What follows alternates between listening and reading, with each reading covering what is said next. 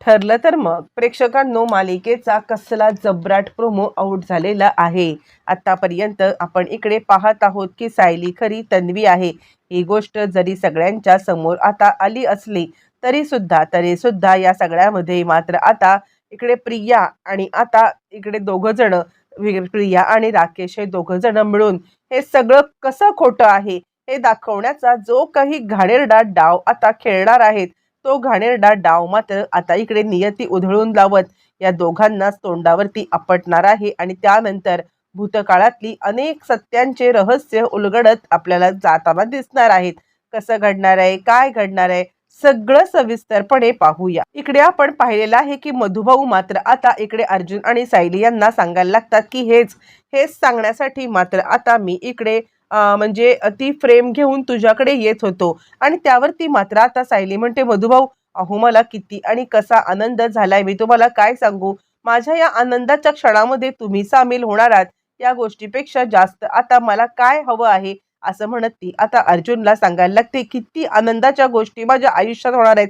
मधुभाऊ तुम्ही आजोबा होणार, तुम्ही आता आजोबा होणार आहात. यावरती मधुभाऊ सांगायला लागतात, हो साऊ बाळा, ही न्यूज तुम्हाला दिलीस ना, यासाठी तुझे किती आणि कसे आभार मानू मला कळत नाहीये. आणि त्यावरती सायली म्हणते, मी खरं तर देवाचे किती आभार मानू हे मला कळत नाहीये. म्हणजे खरं सांगायचं तर आता मी या सगळ्यामध्ये विचार करत होते की मी तन्वी आहे हे सत्य मला समजलं तर ह्या जगातली सगळ्यात म्हणजे ही गोष्ट माझ्यासाठी खूप चांगली असणार आहे. पण त्याच वेळ आणि आता त्यापेक्षा आनंदाची गोष्ट माझ्या आयुष्यात घडत आहे आणि ते म्हणजे माझे मधुभाऊ हे माझा सगळा आनंद बघण्यासाठी सामील आहेत. आणि आत्ताच्या आत्ता चला आपण सगळ्यांनी घरी जाऊया. इकडे कुसुमला सगळ्या गोष्टी अजिबात कळत नाहीये.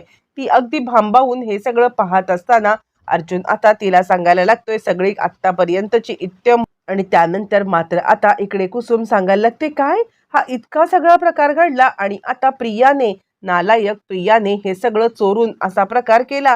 यावरती मात्र आता लगेचच इकडे सायली सांगायला लागते, हो कुसुमताई, आणि हळूहळू हे सगळं आमच्या लक्षात जसं जसं यायला लागलं ना, तसं तसं आम्ही शोध मोहीम सुरू केली होती. बऱ्याच दिवसाआधी मला हे गोष्ट समजली होती. पण पण मी या सगळ्यामध्ये काहीही झालं तरी सुद्धा मात्र आता ही गोष्ट कुणालाच बोलून दाखवली नव्हती.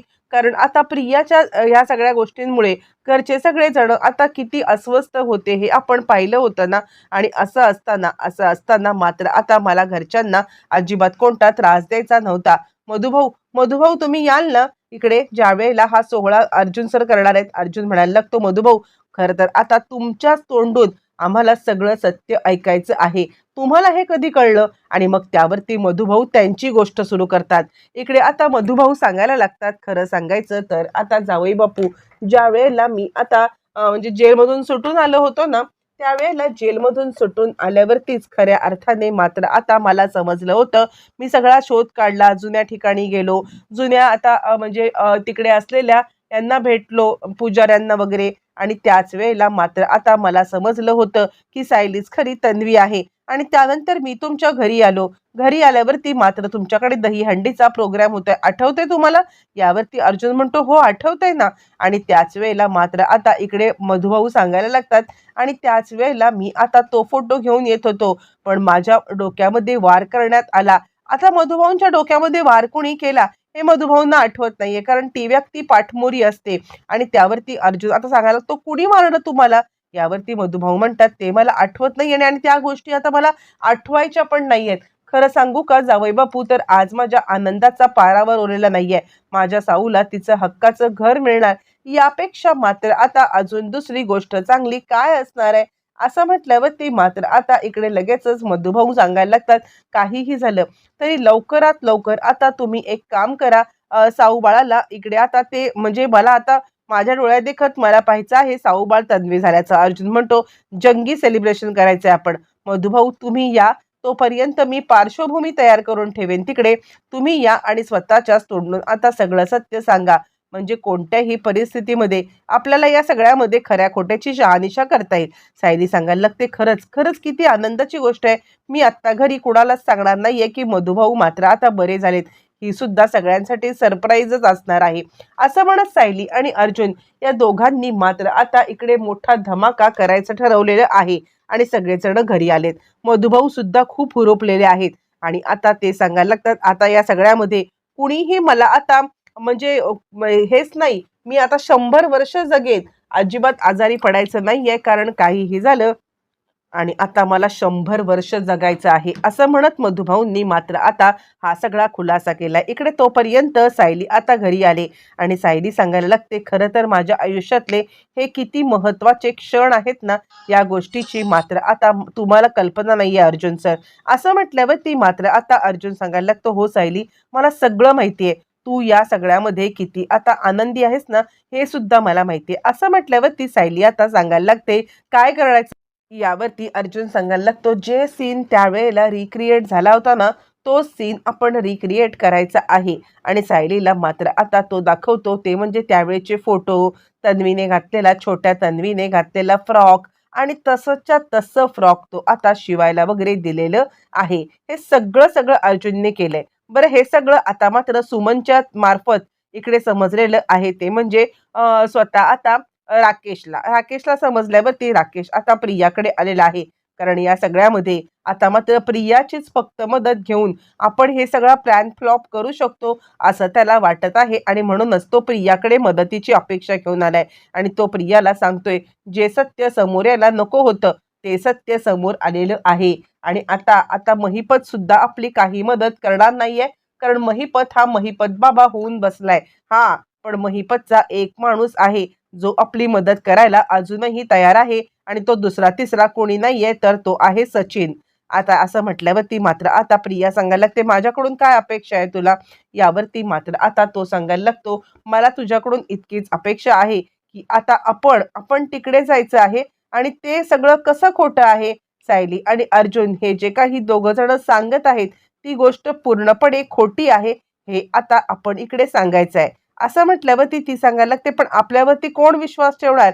त्या लोकांनी जर का आता विश्वास ठेवला तर तो फक्त आणि फक्त सायली आणि अर्जुन यांच्यावरतीच ठेवतील ना, आपल्यावरती का विश्वास ठेवतील? आणि असं म्हटल्यावरती मात्र आता इकडे तो सांगायला लागतो, हे बघ, काहीही झालं ना तरी सुद्धा प्रयत्न करायचा आहे की सायली ही तन्वी नाहीये, हे आता आपण सगळ्यांच्या समोर सिद्ध करायचं आहे. असं म्हटल्यावरती प्रिया आता सांगायला लागते, ठीक आहे, तुला जे काही माझ्याकडून मदत हवी असेल ती मदत करायला मी आता तयार आहे. झालंय, तो सांगतोय की बॉम्ब फोडायचा आहे आणि हा बॉम्ब फोडण्यासाठी मात्र आता त्यांनी जी वेळ निवडलेली आहे ना, तीच वेळ आपण निवडायची आहे. असं म्हटल्यावर ती मात्र आता लगेचच ह्या दोघांचं प्लॅनिंग ठरतं. तोपर्यंत सायली अर्जुनचं सुद्धा आता प्लॅनिंग ठरलंय. पण या दोघांना जी गोष्ट माहिती नाहीये ती ही आहे की मधुभाऊ सुद्धा या प्लॅन मध्ये सामील होणार आहेत. म्हणजे जर का मधुभाऊ सामील होणार आहेत तर मात्र कोणीही यांचा प्लॅन फ्लॉप करू शकणार नाहीये अर्जुन आणि सायलीचा आणि त्यामुळे मात्र ही गोष्ट ह्या दोघांना माहित नाहीये. इकडे तोपर्यंत अर्जुनने सगळं डेकोरेशन केले आणि सगळ्या घरच्यांना घरी बोलवले. ज्या वेळेला सगळेजण आले, चैतन्यपासून सगळेजण आलेले आहेत आणि त्याच वेळेला अर्जुन आता सांगायला लागतोय, छोट्या तन्वीच्या काही आठवणी मात्र आता मी तुमच्या समोर आणणार आहे. आणि त्यावेळी ती मात्र आता प्रतिमा अस्वस्थ झाली. का अर्जुन पुन्हा आमच्या भावनांशी खेळत आहे? का पुन्हा हे सगळं समोर आणून आम्हाला त्रास होईल असं आता छोटी तन्वी मिळण्याची आशा सुद्धा आमची निघून गेलेली आहे. आणि असं असताना अर्जुन हे सगळं का करतोय? आता मात्र प्रतिमा जरा थोडीशी तिला वाईटच वाटायला लागेल आहे. तोपर्यंत अर्जुन आता छोट्या तन्वीचे फोटो आणतो आणि तो सांगायला लागतो, आज तुमच्या समोर खरीखुरी तन्वी आता मी आणून उभी करणार आहे. असं म्हटल्यावर ती अर्जुनने मात्र आता इकडे समोर असलेल्या सायलीला बोलवलेला आहे. सायली समोर आले आणि अर्जुन आता मोठ्या टेचात सांगायला लागलाय की हीच तुमची खरी तन्वी आहे. तुम्हाला कुणालाही या सगळ्यावरती विश्वास बसणार नाही आणि त्यासाठी हे सत्य सांगण्यासाठी जी व्यक्ती तुमच्या समोर येणार आहे ना, ती व्यक्ती म्हणजे आता विश्वास ठेवणं तुम्हाला भागच पडणार. इकडे कल्पना सांगायला लागते, अर्जुन काय चाललंय हे तुझं? म्हणजे आता तू या सगळ्यामध्ये आमच्या भावनांशी का खेळतोयस? एकदा आम्ही एक्सेप्ट केलेलं आहे ना की सायली ही सायलीच आहे आणि आता तन्वी या सगळ्यामध्ये कधीच परत येणार नाहीये. मग पुन्हा पुन्हा पुन्हा पुन्हा हा सगळा प्रकार करून तुला आम्हाला का त्रास द्यायचा आहे? असं म्हटल्यावर ती मात्र आता अर्जुन इकडे सांगायला लागतो, मम्मा, मी तुम्हाला त्रास देण्यासाठी नाहीये, मी खरंच खरं बोलतोय आणि त्यावरती सायली सुद्धा सगळ्यांना सांगण्याचा प्रयत्न करते. पण तितक्यात आता कल्पना आणि प्रतिमा या दोघी जणी चिडलेल्या आहेत. आमच्या भावनांशी खेळायला तुम्हाला काहीच वाटत नाहीये का? प्रतिमा सांगते, सायली मला तुझ्याकडून ही अपेक्षा नाहीये. सायली सांगते, प्रतिमा आत्या, आत्या नाही आई आहेस तू माझी. रविराज काका, काका नाही आहेत तुम्ही, बाबा आहात माझे. आणि खरं तर हे सत्य मला आता खूप आधी समजलं होतं. पण त्याची शहानिशा करून घेण्यासाठी मी थांबले होते आणि ती शहानिशा केलेली आहे ती म्हणजे मधुभाऊंनी.